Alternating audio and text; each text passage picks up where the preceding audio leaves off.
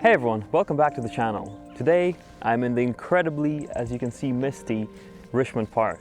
And when you think Richmond Park, you're probably thinking deer, but I'm actually primarily here to find woodland compositions and train my eye at finding them. So I've snapped a couple of pics on my way here already, but I didn't want to stop and film those scenes because, well, I thought they were just, quick snapshots. And I really don't want to lose time in these conditions. I really want to go and try to find a composition because I think it's going to be pretty tough for me considering I'm so out of practice with that kind of thing. So I'm not a huge fan of walking and talking to the camera, but I think for this occasion it's kind of perfect as I don't really want to be stopping and setting up. I want to use my full time here just looking for compositions. I really do need all the help I can get. Oh, that's a very pretty tree. Look at that. So I'm like the least practiced woodland shooter in the world. So I'm trying to recall the tips that Simon Baxter and the likes would give. Nigel Danson, people like that, and it's usually the thing that came to mind right now is slow down, because with an unpracticed eye especially, you don't want to be rushing through these scenes. And at this rate, I think I might also be trying to do a lot of detail stuff. There's a lot of webs around and interesting tree trunks like you can see over there, just laying on the ground. So I think some detail shots would be cool. These decaying logs covered in ferns are actually so atmospheric and pretty, but I'm not sure how to photograph it. Maybe I'll give it a shot.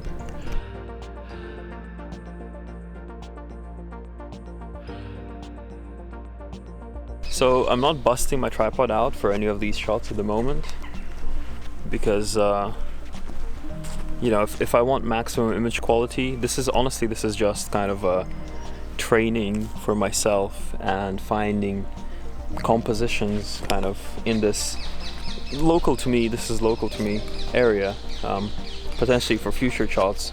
So I'm not too concerned with image quality, but if I do find a scene that has the potential of going up on my wall, then I'm gonna bust out the tripod. Another thing I have the idea to do, which I think is pretty cool actually, is because this is incredible, right? There's shots everywhere. I just don't know how to get them. So I do see beauty and interest all over the place, but I just don't know how to take the shot of that thing, or a shot of that thing.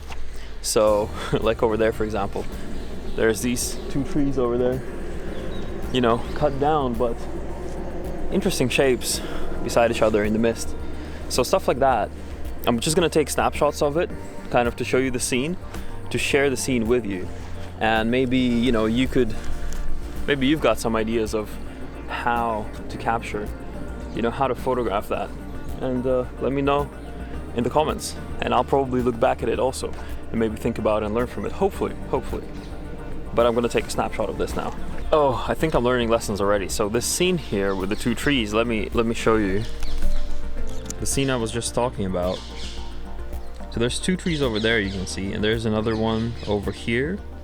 And I was just thinking, potentially something like this could be a panoramic shot capturing, a wider range. And panoramics are great in woodland because you want to cut out a lot of the foreground, usually not too interesting, and especially the top of the image with the bright sky.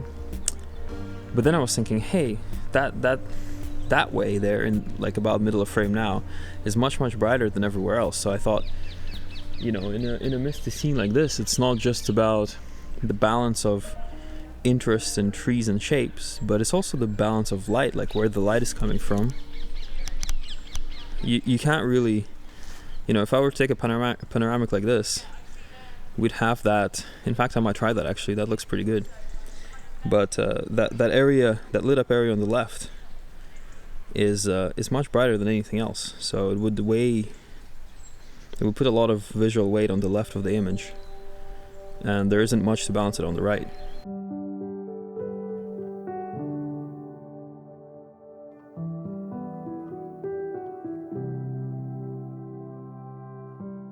So another, the birds. So another thing I'm thinking about, which is cool, you know, this gets me thinking. Another thing I'm thinking about is depth of field. Now, generally, of course, you know, landscape stuff, you kind of want to have everything in focus, more or less. But in a scene like this, you know, I'm not sure how much I want to have in focus. And of course, I want things to kind of fall off naturally out of focus as well. Things that go into the mist.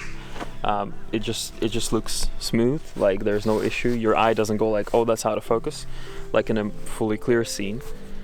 But the other thing is that, you know, how much do I want it out of focus? Do I want it f1.8 because I can?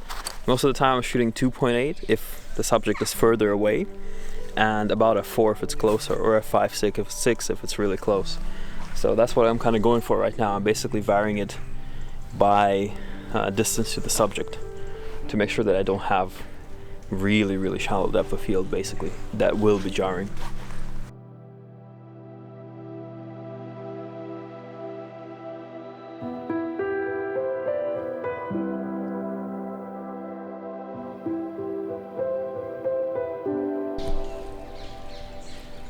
That slug is probably gonna take like 15 minutes to cross this little footpath.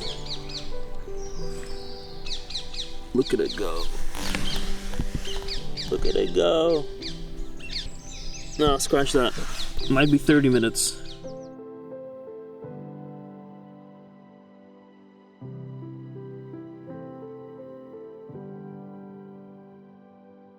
So I cannot even begin to describe to you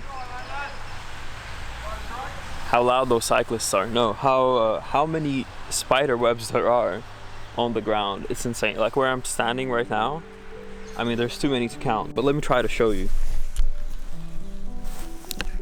I don't know if you can see them, but they are quite literally everywhere. Over here is a section of particularly several of them, and look at the plant. Wow. Okay, maybe this actually gives a better idea in the slightly darker and taller grass. And these are bigger spider webs than in the grass, which is absolutely littered with. Again, I can't tell if you can see on the screen, but it's even more littered than that.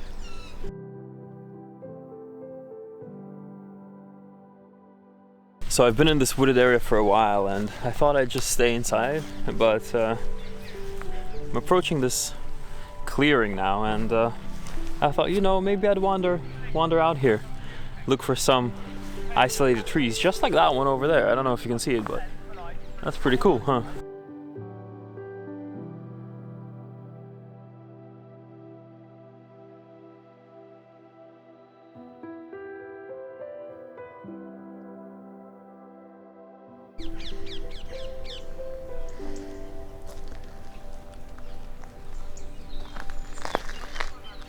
Which way?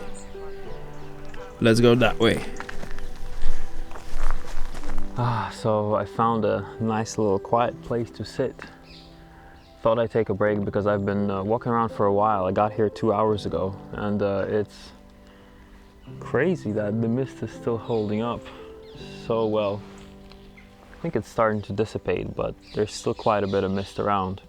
The birds actually sound pretty loud. I wonder how loud they are gonna be in the audio. Interestingly, this is the only area that seems quite in the zone of the autumn colors, at least on the ground. This is the first time I've seen this much orange and browns and yellows in the park so far, which is quite interesting because it is pretty much mid-October now. But anyway, I'm just gonna take a few minutes to sit here with my backpack off my back and have a hot cup of black tea with a bunch of sugar. Oh, I should have added some milk actually, that would have been nice, but just black tea and sugar is good as well.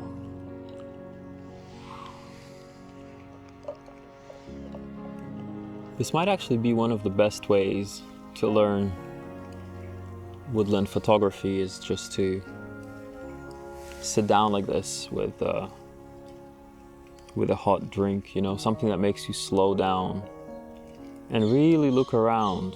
But yeah, it's not incredibly efficient probably, but just sitting down like this with, you know, looking at 180 degrees around you for a good few minutes, it's a very good visual exercise.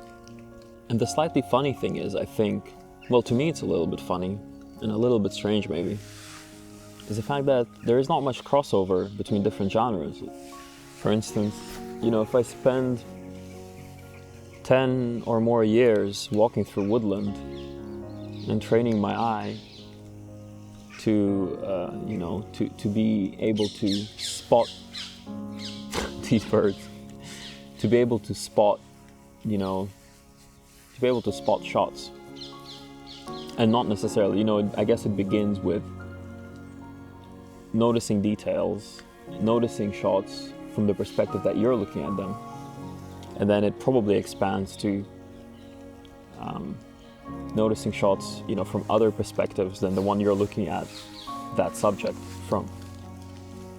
But, you know, you can be doing, you know, walking through Woodland, as I said, for 10, 20 years, I assume, learning these things. And then the first time you do a portrait shoot, you know, you're gonna be, well, maybe you're gonna be better than a beginner, but especially if you're shooting more of a revealed body, it's quite, you know, it's a similar thing. There's so many details and things to watch out for that I think it's a separate exercise in training your eye. I think, as usual, I may have put a tad too much sugar in this. It's a 900 ml, and I think I put like 3 teaspoons technically, but my teaspoons are huge. They're halfway to or maybe 3/4 of the way to a tablespoon. So, oh, hi doggy. I find it a bit weird that people led their dogs off the lead here. It's pretty crazy. I've come across at least just this morning, like three or more people shouting for their dog, and it's nowhere in sight in the mist, running free with deer around. It's a bit crazy. Oh my god. That was a bird of prey. Just flew by. Okay, so I've noticed an interesting thing here. I was just trying to shoot it on my smaller tripod, but it doesn't go too low because it has a center column. My main tripod here, however, has the center column removed, so I can get lower. And I really thought that I want to get a shot of this kind of across the forest floor. Not sure how interesting it'll be, how it'll work, but hopefully it'll be pretty good. So you won't be able to see it on that camera, but it's just past that bright yellow leaf over there. There's a tiny piece of grass that's leaning over because it's got a web on it, and there's web on the ground. There's kind of a whole web on the ground just under it, and some of the web strands are connected to that blade of grass, and that blade of grass is bent over, and there's a little drop of dew just about to drip off. So actually, now that I think about it, I better hurry and get this shot. I'm gonna shoot at f11 at 1/10 of a second, try to get a still shot of the main subject when there's as little movement or wind as possible, and then I'm gonna focus stack it and just hope it works better than my other focus stacking attempts. Focus stacking is one of those things that's like simple in theory, but it's so difficult to do, especially with small things. You need to understand that you need a pretty deep aperture. Even I'm shooting at f11 to kind of pull back on the ISO, but I really shouldn't be doing that now. I think should probably shoot no less than f16 in a scene like this. I've been here for like 15 minutes crouching down, which is hurting my knees quite a bit, and I must have taken like 20 or 30 shots, I don't know, throughout the scene. And I've probably missed something, you know, but all of my failures focus stacking stuff like this have really taught me to be a bit more careful, but probably not careful enough. But hey, I guess I'll learn with this shot. Let's see how it comes out.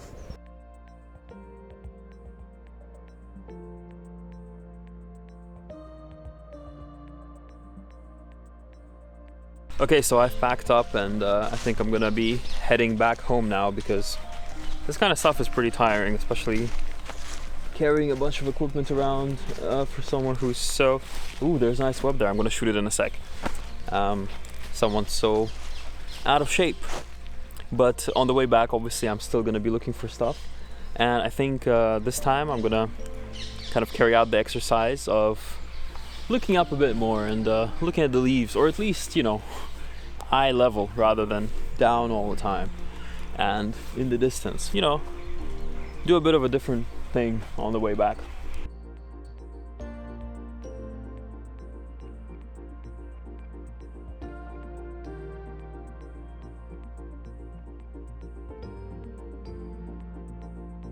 Oh, and by the way, if you're massively against the idea of catching spider webs on your face, I would suggest a different location for your morning walk. Oh, but honestly, I cannot believe what a treat this has been. It's 2.5 hours since sunrise. It's 3 hours since I've arrived here, and the mist is still lingering. Obviously not anywhere near as thick as it was a while ago, but it's incredible. So lucky. So I've just stopped at this scene, and it looks, excuse me for the overexposure, but this looks pretty good. I think I'm gonna try to shuffle left and right to make sure that the overlap or lack thereof of the trees is optimal, or as close as it can be, and then take a panoramic shot of the scene.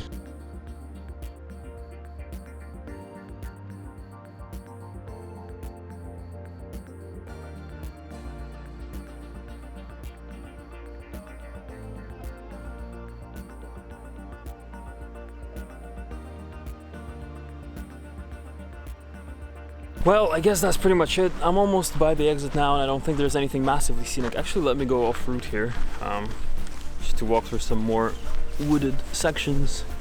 But yeah, I think that's pretty much it. That was an awesome morning, and even if none of the shots turn out, that was really nice.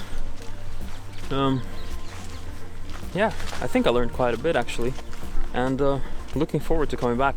And I'm kind of surprised, but also glad that the autumn colors are not in full swing.